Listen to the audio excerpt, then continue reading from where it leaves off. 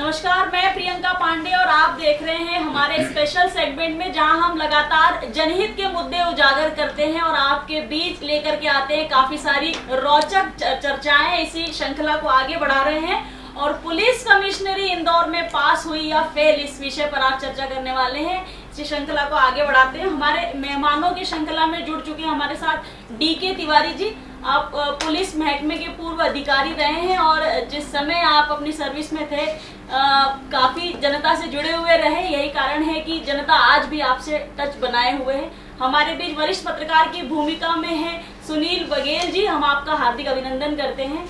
हमारे बीच रामेश्वर गुप्ता जी मौजूद हैं, प्रशासनिक महकमे की अच्छी जानकारी रखते हैं क्योंकि पूर्व में एडीएम रहे, हम आपका हार्दिक अभिनंदन करते हैं। पुलिस कमिश्नरी की आवश्यकता क्यों पड़ी सुनील बघेल जी? अच्छा खासा तो सब कुछ चल रहा था, तो क्यों ऐसा महसूस हुआ माननीय मुख्यमंत्री शिवराज सिंह जी चौहान को, या यूं कहें कि योगी आदित्यनाथ से इतना प्रेरित हुए कि जैसे ही उन्होंने नोएडा और लखनऊ में पुलिस कमिश्नरी लागू की, इधर मामा शिवराज ने भी इंदौर और भोपाल में पुलिस कमिश्नरी का बिगुल बजा दिया। दरअसल पुलिस कमिश्नरी की मांग कोई पुरानी नहीं है और ना ही पुलिस कमिश्नरी कोई नई चीज़ है। ब्रिटिश पीरियड में 1860-70-65 के आसपास मेरे ख्याल से मद्रास में, फिर उसके बाद मुंबई, कलकत्ता, यहाँ पुलिस कमिश्नरी चालू हो गई थी। एक्चुअली जो मूल जो सिस्टम है, कभी आप उसके बेसिक पीछे यदि जाएंगे तो क्या हुआ था कि ड्यूरिंग ब्रिटिश पीरियड ये चेक एंड बैलेंस, जो एक प्रशासन की जो एक व्यवस्था होती है, चेक एंड बैलेंस के लिहाज से उन्होंने ये एक पुलिस कमिश्नरी व्यवस्था उस समय जारी हुई थी। आज़ादी के बाद से लंबे समय से कुछ शहरों में जहाँ थी, लेकिन एडमिनिस्ट्रेटिव ऑफिसर्स का जो आईएएस लोगों का जो दबदबा था वो अपने आप में एक लॉबी थी, एक आईपीएस अपनी लॉबी थी। लेकिन धीरे धीरे जिस तरह से एक्सपांसन हुआ, तो जो एक डेवलपमेंट और लॉ एंड ऑर्डर दोनों एक अलग अलग चीज़ें हैं। काफ़ी पहले सुप्रीम कोर्ट ने भी कहा और भी जगह पे सजेशन आते रहे कि पुलिस कमिश्नरी सिस्टम लागू होना चाहिए, क्योंकि लॉ एंड ऑर्डर जैसे बताया कि एक इंटायरली डिफरेंट सेगमेंट है। पर अभी बहुत सारी चीज़ों में दोनों इस तरह से कोरिलेट थे। जैसे जब मैं बात कर रहा था तो यहाँ पर कुछ धाराओं में मैं नाम नहीं लूँगा उसका, लेकिन कुछ मामलों में 3-3 हज़ार केस कलेक्टर ऑफिस में पेंडिंग पड़े हुए थे। पुलिस उनमें कार्रवाई इसलिए नहीं कर पा रही थी क्योंकि कलेक्टर के वहाँ से वो केस क्लियर होकर के नहीं आया था। तो चूंकि डेफिनेटली इंदौर, एक भोपाल एक बड़ा शहर था, तो एक तरह से क्या कहना चाहिए कि जब कोई लॉ एंड ऑर्डर की बात हो तो आप हमेशा एडमिनिस्ट्रेटिव ऑफिसर्स के ऊपर या पुलिस ऑफिसर्स के ऊपर कम से कम किसी की रिस्पॉन्सिबिलिटी फिक्स की जाए। पुलिस ऑफिसर्स का कहना था कि आपने हमें पावर नहीं दिए, तो फिर आप हमें पूरी रिस्पॉन्सिबिलिटी कैसे फिक्स कर सकते हैं। आईएएस का कहना था कि आप ये पुलिस का जिम्मेदारी है। तो अब एक शुरुआत हुई है कि कम से कम बहुत सारे ऐसे जो सीआरपीसी के जो और पावर हैं, जो अभी तक सिर्फ और सिर्फ जिसमें एडमिनिस्ट्रेटिव ऑफिसर्स को, रेवेन्यू ऑफिसर्स को साथ में क्लब किया था, उससे हम पुलिस सिस्टम को इंडिपेंडेंट कर रहे हैं। और डेफिनेटली इसका फर्क समय लगेगा दिखने में, लेकिन इसका असर दिखेगा। ठीक है, रामेश्वर गुप्ता जी कैसे देखते हैं? साल भर हुआ पुलिस कमिश्नरी को, लंबा अरसा आपने भी बिताया है प्रशासनिक महकमे में, कितना समझ पाए आप पुलिस कमिश्नरी को और कितना असरदार मानते हैं इंदौर जिले के लिए?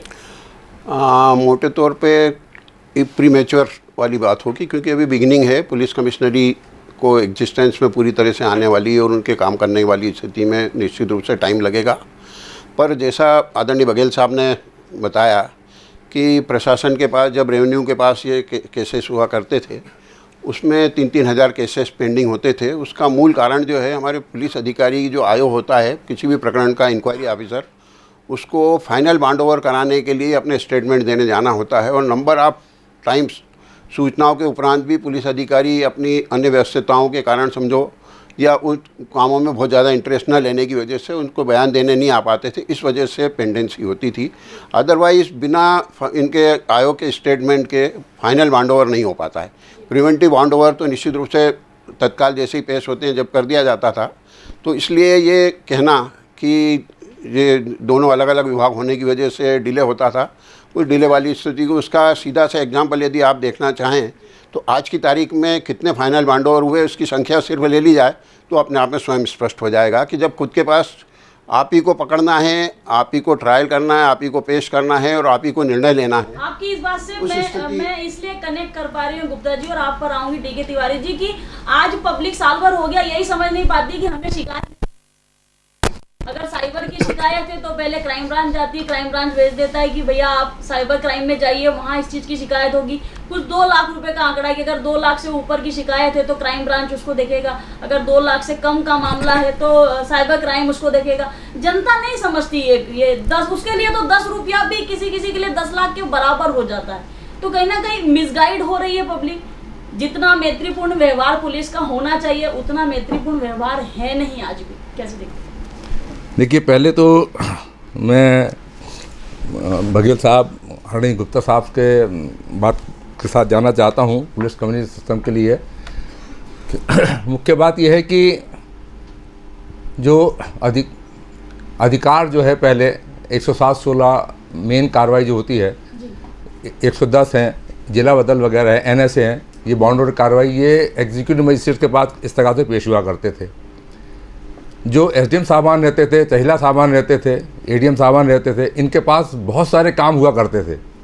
तो मेरा सोचना रहा है तो ये जो पुलिस के 107-16 वगैरह हैं ये इनके लिए प्रायोरिटी पे नहीं आते थे, क्योंकि इनके पास इतना वर्कलोड रहता है। अब इसके लिए जैसे हम लोग जब नौकरी करते थे तो हमारा टाइप रहता था कि सर ऐसा ऐसा है, तो बताते थे किस किस में प्रायोरिटी पे आप ले आओ, तो हम लोग मिलके उसको सब्साइड कर लिया करते थे। अब इसमें जो अब स्थिति ये हुई, जब पुलिस कम्युनिटी सिस्टम लागू हुआ है तो जो 107-16 वगैरह ACP के पास पेश हो रहे हैं, तो अब ACP लोगों का काम इतना बढ़ गया है कि वो रेगुलर बेसिस पे जो है उसको मॉनिटरिंग कर रहे हैं, बाउंड ओवर कर रहे हैं। और अभी जो मैं कुछ दिन पहले लोगों के संपर्क में आया हूँ पुलिस वालों के, तो उन्होंने ये बताया कि 122 CRPC के वारंट बहुत इशू हुए हैं। जिन लोगों ने 116 के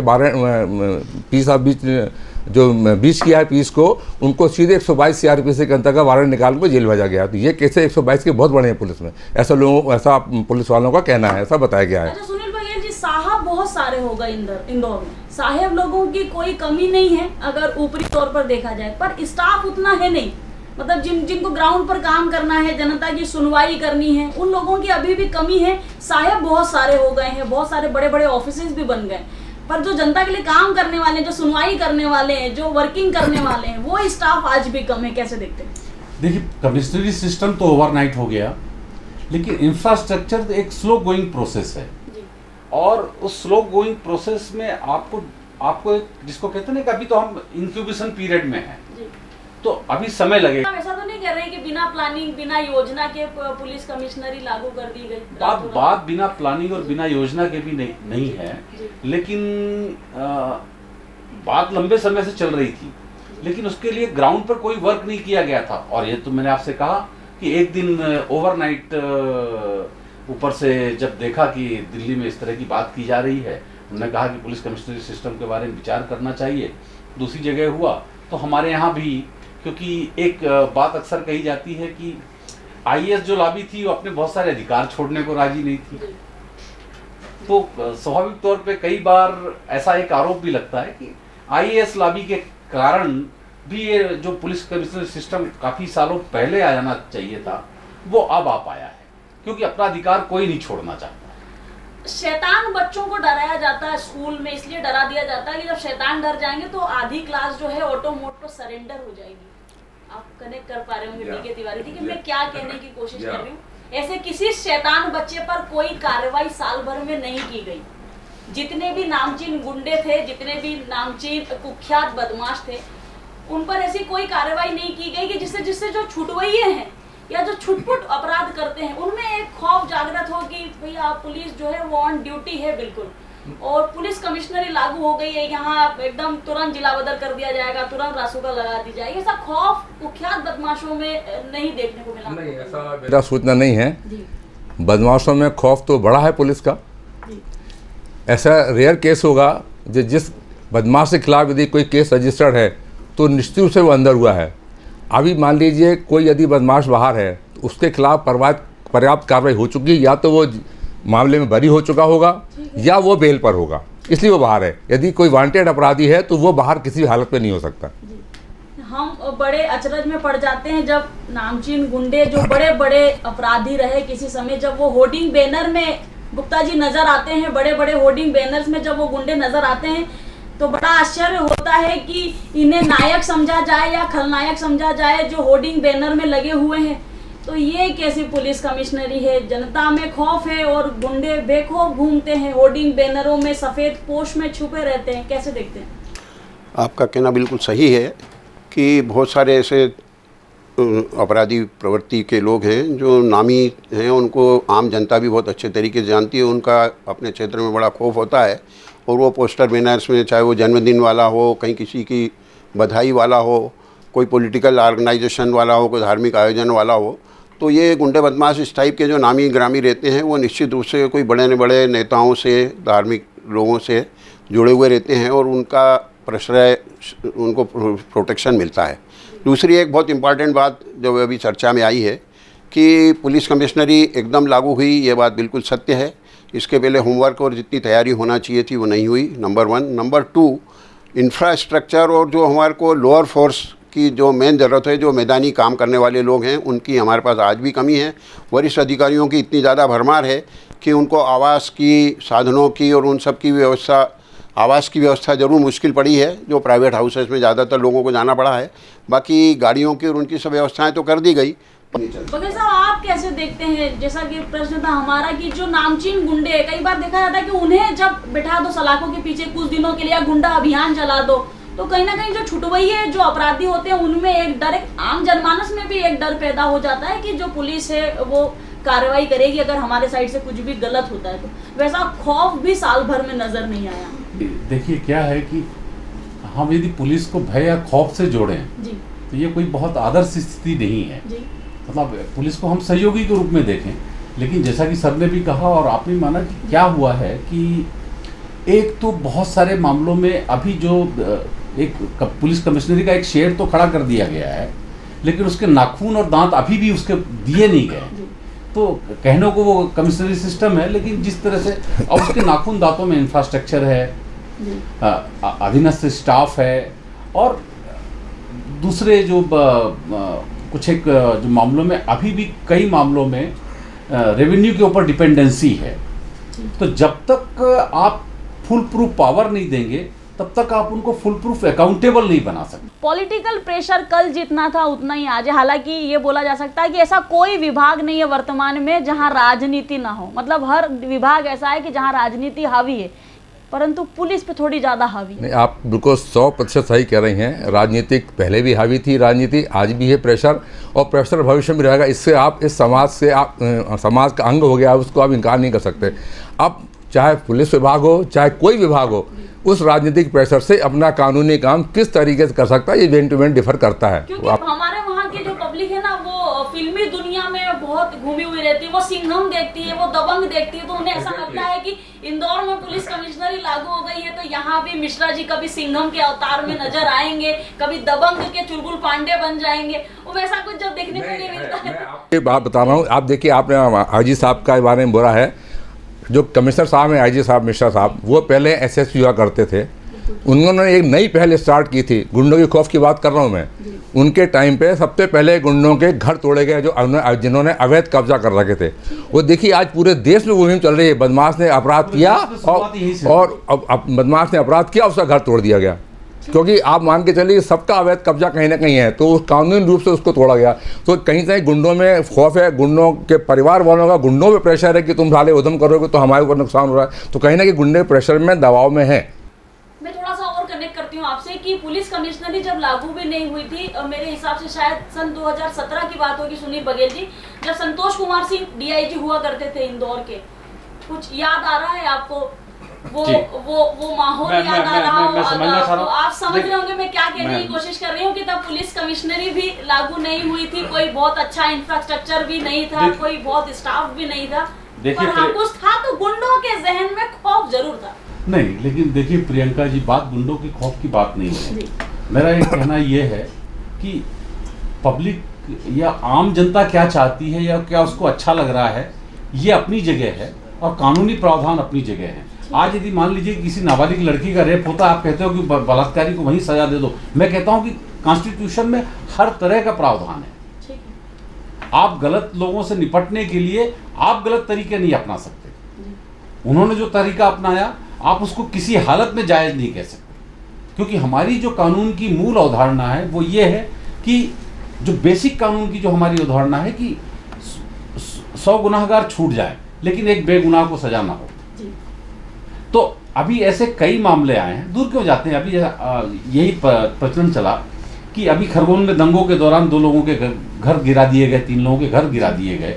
जब घर गिरा दिए गए तो पता चलता है कि वो तो जेल में थे और उनके दंगों का आरोपी बना करके आप उनके घर गिरा दे रहे हैं। शायद खरगोन या सेंधवा का मामला है। तो ऐसे यहाँ भी होता है। और फिर आज यदि आप अपराधी का घर गिरा रहे हो तो आज एक किसी अपराधी, लेकिन उसके बच्चे हैं, उसकी दादी है, उसके परिवार है, क्या वो सब दोषी हैं? क्या कानून में पर्याप्त प्रावधान है?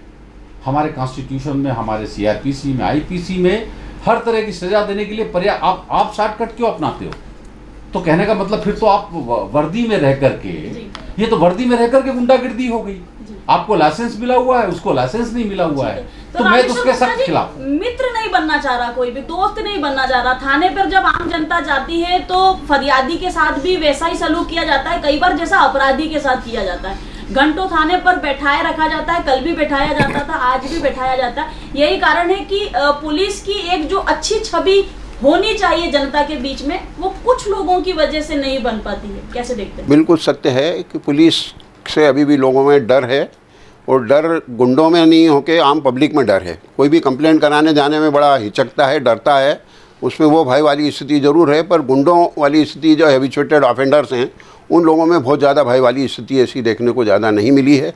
और जहाँ तक सवाल है कोऑर्डिनेशन का कि वो रेवेन्यू पे डिपेंडेंटशिप है, तो मेरे को कोई एक आध उदाहरण ऐसा बता दें कि जो रेवेन्यू की कोऑर्डिनेशन में, आपस में आपसी सामंजस्य में, इंदौर में, विशेष रूप से इंदौर के लिए बात कर रहे हैं हम, क्यों इंदौर की पुलिस कमिश्नरी से हमारा वो है कि किसी भी अधिकारी का किसी भी ऐसे कोऑर्डिनेशन में कि कोई कार्रवाई की उन्होंने जल्दी की अपेक्षा की हो, नहीं हुई हो, कोई विशिष्ट टाइप के अपराधियों हो जिनको जल्दी कंट्रोल किया जाना हो, उस पर ऐसी कार्रवाइयाँ ना हुई हो, इस टाइप का एक भी कोई एग्जाम्पल हो, तो ऐसी कोई स्थिति नहीं है। तो अपने यहाँ कोऑर्डिनेशन के मामले में मैं आज भी कहता हूँ कि पुलिस कमिश्नरी अच्छी व्यवस्था है, इससे मैं बिल्कुल इनकार नहीं करता, किंतु अभी जो चेंज आना चाहिए था वैसा चेंज अभी तक नहीं आया है। बोलिए, कर पाएंगे? बिल्कुल तो साहब सही बोल रहे हैं। पुलिस का और रेवेन्यू का चोरी अमन का साथ है, और कभी सेंसेशन मामले में किसी में कभी कोई दिक्कत नहीं गई है। जब भी एसडीएम साहब से, एडीएम साहब से, डीएम साहब से, तहसीलदार से कभी रिक्वेस्ट की गई कोई है, तो पुलिस ने और रेवेन्यू मिलकर ही बड़े बड़े मामले यहाँ निपटाए हैं। इसमें तो दो मत नहीं है, बिल्कुल कोऑर्डिनेशन हमेशा, और इंदौर जैसे शहर में बहुत अच्छा कोऑर्डिनेशन रहा है, इसलिए जो है हमेशा सफलता मिली है। यदि वारंट भी चाहिए होता था तो आधी रात को कलेक्टर साहब मिलकर, कई बार स्थिति होती थी हम लोग वारंट जो है पहले ले लेते, बाद में आदमी पकड़ते थे। सुनील भैया जी, रिचार्ज सुना है, रिचार्ज करा कर आए हैं साहब, थाना कौन सा मिला? रिचार्ज शब्द सुना है क्या आपने? रिचार्ज बड़ा चलन में हो गया पिछले 1 साल में कि साल भर का टपअप डलवा के आया हूँ, कुछ होगा नहीं। ये तो ऑलरेडी रिचार्ज करा कर आया है, और सीधे हम तो कह रहे हैं सीधे कहिए, कनेक्ट हो पा रहे हैं, सीधे कहिए कि तो यहाँ की जो जिस प्रकार से खुलेआम गोलियां लग रही हैं और बोली लगाकर जिस प्रकार से साहेब आ रहे हैं, कैसे देखते हैं? जब बोली लगा करके आएंगे तो साहब वो काम उतना फ्रीडम के साथ कर नहीं पाएंगे जितना करना चाहते हैं। ये तो नेतृत्व की विफलता है ना। आज मुख्यमंत्री हैं, वो अपने इंदौर को सपनों का शहर कहते हैं, क्या उनको ये नजर नहीं आता? एक अधिकारी के मामले में जिसको उसका वरिष्ठ अधिकारी उसकी शिकायतों को लेकर के उसको सस्पेंड करता है और वो हफ्ते भर के भीतर वापस अपनी पदस्थापना का आदेश ले आता है। एक एसपी को हटाना हो तो 4 घंटे में आदेश जारी हो जाते हैं। एक निचले स्तर के अधिकारी की पकड़ का अंदाजा देखिए कि उसकी, जब मुख्यमंत्री कहते हैं कि इसको हटाया जाए तो भी आदेश जारी होने में 24 घंटे लग जाते हैं। आप समझते हैं तिवारी जी ये रिचार्ज वाला जो मामला? नहीं, हम लोग तो आप भी बहुत 39 ये कभी कुछ नहीं रहा है। हम लोग को तो हम जिले में ट्रांसफर कर रिचार्ज नहीं कराया, कभी नेवर, कभी कोई जो सीधे हम तो ज्वाइन किया, और ज्वाइन किया तो आते थे पूछे, एसपी साहब ने बोला फलाने थाने चले जाओ, सुबह ज्वाइन किया, शाम को पोस्टिंग। जी, तो आपके कभी सुनने में आया? नहीं, ऐसा मुझे नॉलेज में तो नहीं आया है। आपने सुना था भी आपके महकमे में रिचार्ज होता तो आपके डिपार्टमेंट में भी रिचार्ज अच्छा खासा है। रिचार्ज करवा के आना और बने रहना, जमे ये भी उस रहना। दौर से गुजरे हैं जी, इसीलिए मैंने जानना चाहा। 2003 में। सर्वविदित इश्यूज हैं, इसलिए उस इशू पे, क्योंकि अपन पुलिस कमिश्नरी वाली इशू की बात कर रहे हैं, तो क्योंकि ये शासन पे सीधी वाली आएगी और सिर्फ इन्हीं के विभाग वाली बात ना हो के ये सभी विभागों पे है, और विभाग में महिलाओं से मिलने वाली स्थिति ज़्यादा वो रहती है। वो आप सब लोगों को मालूम है कि कहाँ से मिलने, रिचार्ज कहाँ से होता है, रिचार्ज कैसे और कहाँ से होता है, आप हम सब लोगों को मालूम है। एक ये भाव था कि चलिए यातायात तो सुधर जाएगा, कम से कम मतलब शहर का यातायात सुगम हो जाएगा, पर हुआ ठीक विपरीत। शुरुआती दौर में तो जगह जगह साहब नजर आए यातायात को दुरुस्त करते हुए, परंतु अब फिर वही सन्नाटा है, अब वापस से वही हालात। देखिए, हर जगह बात प्रियंका आ जाती है इंफ्रास्ट्रक्चर की। आप ये समझिए कि इतना बड़ा शहर है, आप 2 TI के दम पर चला रहे हैं। यहाँ कम से कम 30 TI की पोस्टिंग होनी चाहिए, यदि आप मैनुअल के हिसाब से जाएंगे तो कम से कम 30 TI होने चाहिए, ट्रैफिक TI। आपके पास जवान नहीं है, आपके पास इतना ऑटोमेटेड सिस्टम लगाने की बहुत समय से बात हो रही है, वो अभी तक नहीं लगा है, और इसमें कोई दो राय नहीं। और यहाँ का राजनीतिक नेतृत्व का क्या कहना चाहिए कि निम्न स्तरीय सोच का परिणाम देखिए कि इसी शहर ने देखा है कि जवाहर मार्ग जो आज पूरे इंदौर और पूर्वी इंदौर और पश्चिमी इंदौर को जोड़ता है, सालों पहले वहाँ पर फ्लाईओवर बनाने की बात हुई, और यहाँ के राजनेताओं ने इतना हंगामा मचाया कि वो फ्लाईओवर भी गया और जो अधिकारी इसके पीछे लगा हुआ था वो भी गया, जबकि होना ये चाहिए था। ये फ्लाईओवर आज से 30 साल पहले बन जाना था। अभी तक हमारा नेतृत्व क्या कर रहा था, और उस नेतृत्व को क्यों ना जवाबदेह ठहराया जाए, और क्यों हम तुमको जिताएं। कल ही मेरी यहाँ पे DCP से बात हो रही थी कि पीक आवर्स में 3 टाइम ओवरलोड है इंदौर की सड़कें, 3 टाइम ओवरलोड है, और फिर पुलिस ही सब कुछ नहीं कर सकती। मैंने आपसे कहा ना कि जैसे कि पुलिस कमिश्नरी सिस्टम अपने आप में एक मानसिकता, एक वे ऑफ थिंकिंग है। महानगर कोई आकार से नहीं होता, एक मानसिकता है। बंबई में किसी को कहना नहीं पड़ता लाइन में लगने के लिए। हम वही तो कह रहे हैं कि यहाँ की जनता भी अवेयर तो नहीं मेरे हो कहने पा मतलब रही कि है, जनता और पुलिस के माध्यम से अवेयरनेस का कोई ऐसा सोर्स है भी नहीं, ना उसके लिए कोई प्रयास किया जा रहा है। आपने देखा साल भर में ऐसा कोई प्रयास आपको नजर आया हो कि पुलिस महकमे की तरफ से कि यातायात को एटलीस्ट दुरुस्त कर लिया जाए? तिवारी जी, यहाँ मैं डिफर करूंगा, प्रयास तो होते हैं, लेकिन एक होता है कंसिस्टेंसी, निरंतरता। तो निरंतरता नहीं है। वहीं आ रही थी, एक दिन हम उठते हैं और चाहते हैं कि जब इंदौर नगर निगम स्वच्छता में नंबर 1 की तैयारी कर रहा था, तब उनके पास भी ना तो इंफ्रास्ट्रक्चर था, जितना मैं समझ पाई, मैंने देखा, ना स्टाफ था। परंतु हाँ, ये बोला जा सकता है कि नीयत बहुत अच्छी थी, नियति ने साथ दिया और इंदौर नंबर 1 भी आया, क्योंकि कोशिश बहुत अच्छे तरीके से हुई और ऐसे नियम बनाए गए जो स्थायी नियम हो गए। आज बच्चा भी जानता है इंदौर का कि गीला कचरा कैसे फेंकना है, सूखा कचरा कैसे फेंकना है, गाय की रोटी अलग निकालना है। हम साल जनता का ब्रेन चेंज कर पाए, ना लोगों को यातायात के प्रति अवेयर कर पाए, ना ये खौफ जगा पाए कि अगर चालानी कार्रवाई को भी हमारे वहाँ बहुत ही ज्यादा लाइटली लिया जाता है कि ठीक है, किसी भी भैया को फोन लगा देंगे तो ठीक है, चालान नहीं देना पड़ेगा। कैसे देखते हैं? ठीक, आप ठीक बोल रही हैं। मेरा कहना ये है, शहर की सुगम यातायात व्यवस्था की खाली पुलिस अकेली जिम्मेदार नहीं है, पुलिस के साथ नगर निगम भी है, काम करती है, और सबसे बड़ा रोल आम जनता का है। मैं यहाँ पे चलना चाहूँगा कि हमारा जो एजुकेशन सिस्टम है, जो पहली क्लास से जो है एजुकेशन ट्रैफिक सिस्टम होना चाहिए, बच्चे को मालूम होना चाहिए रोड पे चलने के नियम। आपको छोटा उदाहरण बताऊं, यदि मान लीजिए भवन को चौराहा है या नौलक्खा कोई भी चौराहा है, यदि रेड सिग्नल हो गया है तो यदि मुझे रोड क्रॉस करना है तो मैं रोड के बीचों बीच क्रॉस करूंगा, मैं जेब्रा क्रॉसिंग से नहीं जाऊंगा। आप ट्रैफिक भी चल रहा है, आदमी पैदल भी क्रॉस कर रहा है, तो ये एजुकेशन सिस्टम होना चाहिए। बच्चों को, 2 व्हीलर्स वालों को मालूम चाहिए कि सिग्नल का क्या महत्व है, कहाँ मुड़ना है, कहाँ रुकना है। एक तो ये जरूरी है। मैं इनकी बात को आगे बढ़ाता हूँ कि आप देखिए, चाहे केंद्र हो चाहे राज्य हो, है तो शासन का हिस्सा, सरकार का हिस्सा। यहाँ की जो सबसे बड़ी रेड लाइट है, जो सबसे बेस्ट चौराहा है, व्हाइट चर्च चौराहा कह सकते हैं, वहां पर लेफ्ट टर्न यदि हो जाए तो कितना स्मूथ हो जाए ट्रैफिक। मेडिकल कॉलेज ने जगह दे दी काफ़ी हद तक, पर उसमें भी सालों लगे। अब जाकर के लेफ्ट टर्न हो पाया तो काफ़ी हद तक एम्बाय से आने वाला ट्रैफिक निकल जाता है। लेकिन आप देखिए कि जहाँ पर इनकम टैक्स का ऑफिस है, पर्याप्त जगह है, उसके बावजूद इतने सालों में हमारा एडमिनिस्ट्रेशन या लाल फीता शाही में रह करके हम 10 फीट जगह नहीं ले पाए एक कॉर्नर पे। बिल्कुल ठीक है। हम वही कह रहे हैं ना कि नीयत अगर काम करने की होगी तो ऑटो मोड पे सब कुछ हो जाएगा। गुप्ता जी कैसे देखते हैं इस मामले में? मैं एक विशिष्ट रूप से किसी व्यक्ति का नाम लेना थोड़ा वो रहता है। CB सिंह म्यूनसिपल कमिश्नर हुआ करते थे, उन्होंने 200 लेफ्ट टर्न्स का टारगेट बनाया था, 179 लेफ्ट टर्न्स कराने में बहुत सफल रहे थे और उसके कारण से ट्रैफिक को इतनी ज़्यादा सुविधा मिली थी कि जिसका अपन उदाहरण नहीं दे सकते हैं। सुनील बघेल जी, डायल 100 को कितना अच्छा महसूस कर पाए आप, कितना नज़दीक से समझ पाए? मतलब जैसे ही कोई घटना होती है गली मोहल्लों में तो सोचा जाता है कि सबसे पहले डायल 100 को कॉल कर लेना चाहिए, पर वो जब तक घटनाक्रम खत्म हो जाता है डायल 100 के कोई अते पते ही नहीं रहते हैं। हालांकि इसमें जवाब ये ज़्यादा बेहतर नहीं, है। आप चूंकि बहुत बारीकी से हर विषय पर आप जा रहे हैं और जवाब भी बहुत बेबाकी से दे रहे हैं, इसलिए मैं जवाब तो खाली बहुत बेहतर आपके दे उत्सुकता पाएंगे। जानने की कोशिश तो करेंगे। डायल 100 इसमें कोई दो राय नहीं कि अपने आप में एक बड़ा रिलीफ है। ये अलग बात है, पत्रकारिता की दृष्टि से देखें तो डायल 100 अपने आप में मध्य प्रदेश पुलिस के बड़े घोटालों में से एक है, पर वो खैर अपनी जगह है। जी। लेकिन जो डायल 100 में आप देखिए कि जो उसकी मूल परिकल्पना थी उसका 50% भी नहीं हो रहा है। दूसरा, डायल 100 के पास मौके पर पहुंच करके समझाने से ज़्यादा कुछ नहीं होता है। कारण क्या है कि बहुत कुछ स्थानीय थाना प्रभारी और केस दर्ज करने को लेकर के, तो मैं समझता हूँ कि डायल 100 को लेकर बहुत सारे केस रहे, तो DK तिवारी जी इस मामले में खुद अपने मुंह से गए। डायल 100 को पूरा कार्यक्रम बोले शुद्ध हिंदी में तो निपट जाता है, उसके बाद डायल 100 आ डायल 100 जो है मध्य प्रदेश शासन की पुलिस की बहुत बड़ी उपलब्धि है। देखिए, अपवाद आपको हर जगह मिलेंगे, अपवाद सब जगह पुलिस में मिलते हैं, यही नहीं, अपवाद आपको हर जगह मिलेंगे। आप देखिए, आप रिस्पॉन्स अभी आप भोपाल से कनेक्ट करिए, डायल 100 का रिस्पॉन्स टाइम देखिए। आप रिस्पॉन्स टाइम तय है, 99% केसेस में डायल 100 स्पॉट पे पहुँचती है।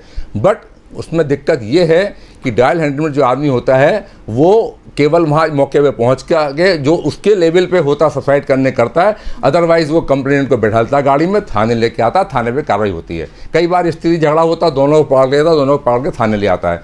और छोटे मोटे झगड़े जो होते हैं, जो स्पॉट पर जो समझौता हो जाता है, तो कोशिश करके वो सब्साइड करने की कोशिश करता है। गुप्ता जी, डायल 100 के बारे में आप कुछ कहना चाहेंगे?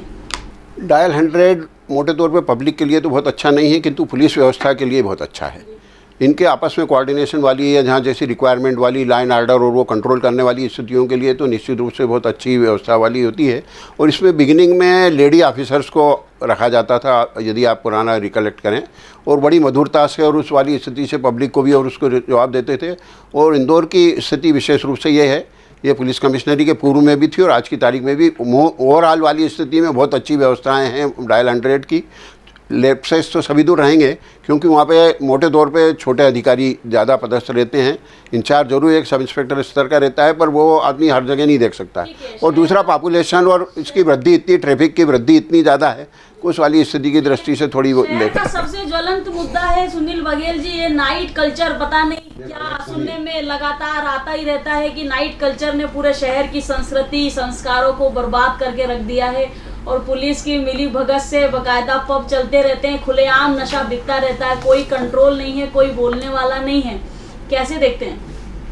देखिए, ये ऐसा है, एक बड़ी पुरानी कहावत है कि आप मुंह भी फुला लीजिए और सीटी भी बजा लीजिए। आप चाह रहे हो कि सब संस्कारी भी हो और नाइट 24 घंटे खुला भी रहे, तो आप सीटी भी बजाएं और गाल भी फुला लें, तो ये एक साथ नहीं हो सकता। मैं पहले भी 2-3 बार कहा कि जो आपका कहते हैं ना कि एक मानसिकता, क्या नाइट कल्चर बॉम्बे में नहीं है? लेकिन वहां तो इस तरह से सड़कों पे नंगा नाच करते हुए, मतलब लड़ते झगड़ते नहीं मिलते हैं। हम कहते हैं कि रेगुलेशन आप रेगुलेट कीजिए, आप रेगुलेट कीजिए। नाइट कल्चर है, ये क्या है कि फिर हर चीज़ का शुरुआती, जैसे जैसे रिलीफ आएगा, रिस्पॉन्सिबिलिटी आपके पास, आपका यदि आपको नाइट कल्चर, उससे रिलेटेड आप रेगुलेशन इंप्लीमेंट कीजिए। आप नाइट कल्चर को बर्बाद नहीं कर सकते। और फिर बहुत सारी चीज़ें ऐसी हैं कि आप दुनिया से अलग हट करके नहीं रह सकते। जिस डायरेक्शन में दुनिया बह रही है, जिस डायरेक्शन में दुनिया जा रही है, यहीं पर आज इन्होंने जो जनरेशन देखी है, मैंने जो जनरेशन देखी है, हमारे ही आपके लड़कों में जो इन्होंने हमसे एक्सपेक्ट किया, वो मैं अपने लड़कों से एक्सपेक्ट नहीं स्वीकार कर सकता कि उस तरह का बिहेवियर करेंगे वो। तो ये तो नेचुरल कोर्स में आएगा। हमें कैसे व्यवस्था बनानी है, ये हमें देखना पड़ेगा। गुप्ता जी कैसे देखते हैं आप नाइट कल्चर से बदलता हुआ शहर का स्वरूप और बढ़ती फुहड़ता? जैसा कि आप लोगों ने पिछले दिनों हम लोगों ने एक अभ्यास मंडल के माध्यम से परिचर्चा रखी थी और हमने सिंपली सिर्फ जो आप लोगों के विचार आए थे पेपरों में, जो विशिष्ट टाइप के नागरिकों की करीब 80 लोग थे, उसमें 30-40 लोगों ने जो अपने विचार व्यक्त किए थे वो समाचार पत्रों ने, मीडिया ने बहुत अच्छे तरीके से उसको एक्सेप्ट किया था और उसका जो प्रकाशन किया था वही कापियाँ हमने सिर्फ पुलिस कमिश्नर महोदय को प्रेषित की थी। उसमें विशेष रूप से उल्लेख भी किया था एक्साइज एक्ट में अमेंडमेंट ही नहीं हुआ है और उस वाली स्थिति में रात को दुकानें चालू है, उस वाली स्थिति में तो आप कार्रवाई कर ही सकते हैं, पर वैसी स्थिति वाली स्थिति अभी तक कोई विशिष्ट कार्रवाई या तरीके नहीं हुई। और जैसा हम कहते हैं कि पुलिस कमिश्नरी की बात बहुत खौफ आया है, वो आया है, यदि वो स्थिति हुई होती तो इस टाइप के रात को रोज़ जो इस टाइप की घटनाएं आपको हमको देखने को मिल रही है, जबकि मोटे तौर पे आप सब मान के चलो कि मीडिया जो है वो शासन की बहुत बात रखते हुए वाली स्थिति में पब्लिश करती है आज की तारीख में। इस टाइप का पहले नहीं था, पहले बड़ी स्वतंत्र मीडिया थी, आज की तारीख में उतनी स्वतंत्र मीडिया नहीं है। ये आप हम सब लोगों से छिपा हुआ नहीं है, क्योंकि आप लोग खुद के इस चीज़ को व्यक्त नहीं कर सकते, आपकी मजबूरी है, मेरी मजबूरी नहीं है। इसलिए मैं बोल रहा हूँ कि मीडिया एक तरह से सरकार के इशारों पे ही ज़्यादातर चलती है। फिर भी जो समाचार पत्र आते हैं उसको देखते हुए अपन अनुमान लगा सकते हैं कि नाइट कल्चर जैसी स्थिति वाली घटनाओं पे स्ट्रिक्ट एक्शंस लिए जाना चाहिए। इसमें प्रशासन को भी और इनको आपस में कोऑर्डिनेशन करके अच्छा काम करना चाहिए। कंटिन्यू करूँ कि जैसे बॉम्बे वगैरह में है, तो बॉम्बे में यदि कोई आदमी रात में ड्रिंक पार्टी करने, कॉकटेल पार्टी में जाता है तो वो फिर ड्राइवर साथ में लेकर के जाता है, वो साथ में अपने लिए ड्राइवर रखता है। कारण कि यदि ड्रिंक एंड ड्राइव पकड़े गए तो उसमें कोई एक्सक्यूज नहीं, आपको जेल जाना तय है। आप समझाइश दे करके 2 हफ्ते आप यहाँ कीजिए कि आप 2 दिन जेल भेजना शुरू कर दीजिए जेल भेजना, धीरे से ऑटोमेटिक रेगुलेशन आ जाएगा। नियम मतलब कुल मिला के नियम आपके पास है, हाँ आपके पास पावर है, फॉलो करवाना पड़ेगा। आपके पावर, आपको ये पावर नहीं कि आप लठ लेकर के आप उनको पीटते रहें या आप उनकी पिटाई करें या उनको ये खामियां तो है कि ना हम सख्त होना चाह रहे हैं, ना हम लिबरल हम चट भी हमारी पट भी हमारी रखना चाह रहे हैं। नहीं, चट हमारी नहीं है। मेरा कहना यह है, नंबर 1 बात तो यह है कि जिस एजेंसी को अधिकार है पक्का है लाइसेंस देने का, जो भी एजेंसी है वो स्ट्रिक्टली टाइम हो जाए 11 बजे, 11:30, जो भी टाइम शासन निर्धारित किया है उस टाइम पे वो दुकान बंद होना चाहिए, अदरवाइज उसका लाइसेंस कैंसिल करना चाहिए। वो एक कमी है। आपको यदि 11 बजे तक का लाइसेंस है तो आप दुकान 2 बजे तक खोले हो। पुलिस वाला कहाँ तक कौन सी दुकान बंद कराएगा, वो अधिकार क्षेत्र में नहीं है। कभी भी कोई शिकायत होती है तो पहले तुम वहाँ गए क्यों बंद कराने, तुम्हारा अधिकार में नहीं है। अब बात आती है दूसरी, अभी एक वो कुछ दिन पहले सोशल मीडिया पे एक लड़की का वीडियो वायरल हुआ था। आप बताइए कहाँ की फ्रीडम, कहाँ की स्वतंत्रता है देने के लिए। उसमें एक लेडी सब इंस्पेक्टर को कहीं हटाया भी गया था।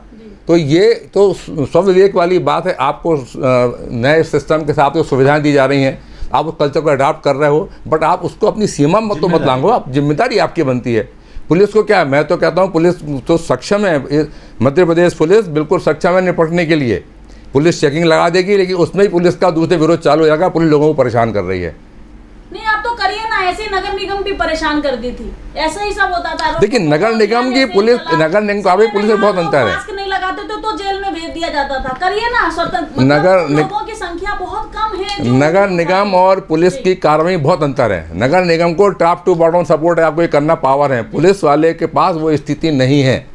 पुलिस वाला जो स्वयं ये स्वीकारते हैं कि पुलिस वाला दबाव में काम करती है। नहीं, दबाव में काम तो स्वाभाविक दबाव है, नो डाउट। मेरा कहना यह है कि यदि हम कार्रवाई कर रहे हैं तो कल के दिन हमको सपोर्ट भी मिलना चाहिए कि यदि हम वहाँ चेकिंग कर रहे हैं, हमने यदि चालान बनाया है शराब पीने वाले का, कार्रवाई की है, तो वो जो कमिश्नरी लागू कर दी बिना सपोर्ट, बिना सिस्टम के, बस ठीक है, किसको खुद करने के लिए कर दिया। अभी तो टाइम बहुत कम है। आप उम्मीद करते हैं अभी एक साल में आप उम्मीद नहीं कर सकते। सुनील बघेल जी समझिए ना, कुछ भी नहीं बदला, कुछ ऐसा परिवर्तन। अच्छा एक बड़ी उपलब्धि बताइए पूरे साल भर की। जी एक बड़ी उपलब्धि बताइए ना प्लीज। जी पुलिस की हालत कुछ ऐसी है, वो कहते हैं ना एक शेर है कि मंजिल मिले ना मिले मुझे इसका गम नहीं, मंजिल की जुस्तजू में मेरा कारमा तो है।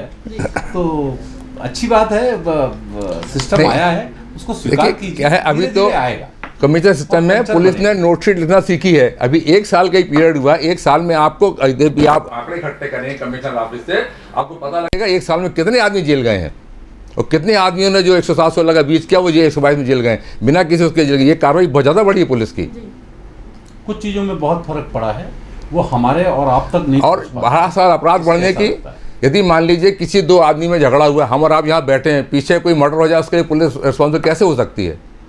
तो ये अगर आप आंकड़ा जी, देखें, अपराध जो खुलेआम भी बहुत सारे लूट की वारदातें लगातार बढ़ी हैं गुप्ता जी। चेन स्नैचिंग को उसी में ले लिया, मामूली चोरी को भी उसी में ले लिया, और सेगमेंट चेंज कर दिया है आप लोगों ने। नहीं ऐसा नहीं है। देखिए, पर ऐसा नहीं है कि किसी भी प्रकार के अपराध में पिछले साल और इस साल को अगर कंपेयर किया जाए तो कोई भी अपराध ऐसा नहीं है जिसका ग्राफ नीचे हुआ है। गुप्ता जी कैसे देखते हैं? बिल्कुल सही है। कोई भी ग्राफ, चाहे नशे की बिक्री का मामला हो, चाहे महिलाओं से जुड़े हुए मामले हो, बच्चियों पर होने वाले अपराधों के मामले हो, हत्या के संगीन अपराध हो, जितनी भी घटनाएं हैं सभी के ग्राफ बढ़े ही हैं, कोई ग्राफ कम नहीं हुआ है। चलिए अब इसी पर बता दीजिए। इसमें कोऑर्डिनेशन की बहुत आवश्यकता है। एक मुदगल साहब यहाँ पे डिस्ट्रिक्ट जज हुआ करते थे, उनके सामने यही चेन स्नैचिंग वाली और महिलाओं के साथ में इस टाइप की जो घटनाओं वाली स्थिति आई थी, तो उन्हें ये ऑफिशियल वाली स्थिति नहीं हो सकती, पर अपने टी क्लब में अपने अधिकारियों के साथ में उन्होंने कहा कि इस टाइप के केसेस में there should be no bail और strict stern action should be taken. वास्तविक स्थिति में वो फिगर जो है वो 10% पे आ गया था। चेन स्नैचिंग की इतनी घटनाएं होती थी, तो ये थोड़ा सा कोऑर्डिनेशन यदि रखते हैं, इनकी महीने में एक बार मीटिंग होती है, इसमें पुलिस कमिश्नर, डिस्ट्रिक्ट जज, डिस्ट्रिक्ट कलेक्टर और ये सब चीज़ें भी होती है, तो जो ऑफ द रिकॉर्ड होके भी म्यूचुअल यदि अपना कोऑर्डिनेशन अच्छा और उद्देश्य बहुत अच्छा हो, तो उस वाली स्थिति में निश्चित रूप से you get the support. Man to man वाली स्थिति हो सकती है। अच्छा बघेल साहब, ऐसा क्यों सुनने में आता है कि पुलिस की साठगांठ से नशा बिक रहा है खुलेआम? नहीं, ये बड़ा आसान होता है, बड़ा आसान होता है ऐसा कह देना 60 गांठ का। लेकिन ये एक बार नहीं, ये आज़ादी के पहले से लेकर के अभी तक भी यही कहा जाता है कि यदि पुलिस चाह ले तो। अच्छा, मैं बहुत ज्वलन मुद्दा छेड़ा है। 1200 से ज्यादा अगर पुलिस की नीयत बदल जाए तो वो कहावत एक फिल्म में भी ऐसा, सिंघम रिटर्न में, कि किसी मतलब किसी मंदिर के बाहर से कोई चप्पल भी नहीं चुरा पाएगा। हाँ। तो वही बात है कुल मिलाकर कि हम एक अच्छी नीयत के साथ कोई ठोस कदम उठाना भी नहीं चाहते ना। हमने ऐसी कोई एप्लीकेशन लिखी है माननीय मुख्यमंत्री को कि अब ये बदल देना बहुत जरूरी है अगर शहर को वास्तव में अच्छा, खुशहाल और अपराध मुक्त बनाना है। तो हमारी तरफ से भी कोई एफर्ट नहीं लगाया जा रहा है। बहुत जरूरी है। और आप आशा करेंगे कि एनडीपीएस के मामलों में इंदौर जो 10 लाख से ज़्यादा आबादी वाले शहर, उनमें दूसरे नंबर पर है। तो ये बता रहा है जितने मामले दर्ज हुए हैं, पहले किसी शहर में 2 या 4 जगह पे चल रहे थे, लेकिन अभी क्या हो रहा है, यदि 1200 मामले दर्ज हुए हैं तो ये मालूम, ये एक दूसरा इंडिकेट भी कर रहा है कि ये कितना डिसेंट्रलाइज हो गया है। और फिर जब एनडीपीएस या नशे के खिलाफ जब अभियान होता है तो पुलिस यहाँ पे हर जिले की पुलिस जारी करती कि हमने 65 मामले पकड़े। तो यदि आप 24 घंटे में आप आंकड़े जारी कर रहे हो कि हमने 65 मामले पकड़े हैं, तो ये इटसेल्फ इंडिकेट, ये अपने आप में बता रहा है। उल्टे पीएचक्यू को उनसे सवाल पूछना चाहिए कि तुमने एक दिन में 65 मामले पकड़े कैसे? बिल्कुल सही बात है। तुमने कैसे पकड़ लिए 65 मामले?